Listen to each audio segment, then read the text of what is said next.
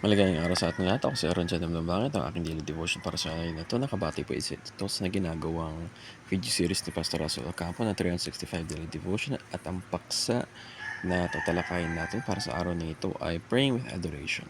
Ang scripture naman po natin ay Jeremiah 32 verse 17. Sovereign Lord, you have made the heavens and the earth by a great power and outstretched arm. Nothing is too hard for you. Okay. Tingnan natin agad yung mga teachings natin. The first is the prayer of adoration acknowledges God's character. So, yung pinapakita dito sa prayer of adoration is that kagaya nga ng prayer of conviction or prayer of na paghingi ng blessing prayer na mga ganun. The prayer of adoration acknowledges God's character. Siyempre, yung prayer of adoration is basically saying the truth, no? Say, God, you're all powerful. God, you're the creator of the universe.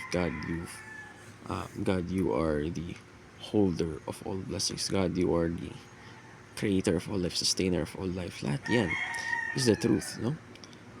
So, kumbaga, the prayer of adoration acknowledges God's character. God, you are so kind to me. God, you have blessed me so much. God, you're always guiding me. God, you are a great God. God, you are also all-powerful. So, lahat ng yun, sinabi doon, lahat ng sa ganong prayer is basically the truth. It acknowledges God's character. No?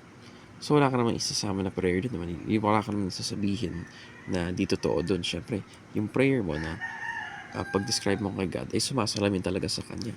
No? You're all-powerful. You're all-forgiving. You're all-merciful. No? So, lahat yun. Sunod, the prayer of adoration strengthens our faith in God. So, how does this strengthen our faith in God? No? So, basically, through this prayer na sinasabi natin, sa paghanap natin ng adoration sa Kanya, no? Since we adore Him, isipin mo naman, logically speaking, sabihin natin na, God, you are all-powerful, you created the universe, you created the stars, you created the earth, you've created everything that is before me, you've created existence, you've created from nothing to something, you can do everything, Lord God, you are all-powerful. So, makikita talaga natin doon sa ganun klaseng prayer na in adoration na God is all-powerful. No? Sa lahat ng sinasabi of God is the creator, God is the sustainer of all things. Ba't ka pa kinakabahan? Ba't ka pa nag-worry? Kung sakaling yung pinagdadasalan mo, Panginoon, yung Diyos, ay nakakagawa ng lahat. Walang imposible sa Kanya. It strengthens your faith in God kasi ba't Kanya pababayaan? Ba't Kanya iiwanan? So far, yung track record niya is perfect. Diba? It strengthens your faith. An acknowledgement. It acknowledges God has created everything, has done everything, is capable of everything. No? Lastly, the prayer of adoration gives meaning to situations.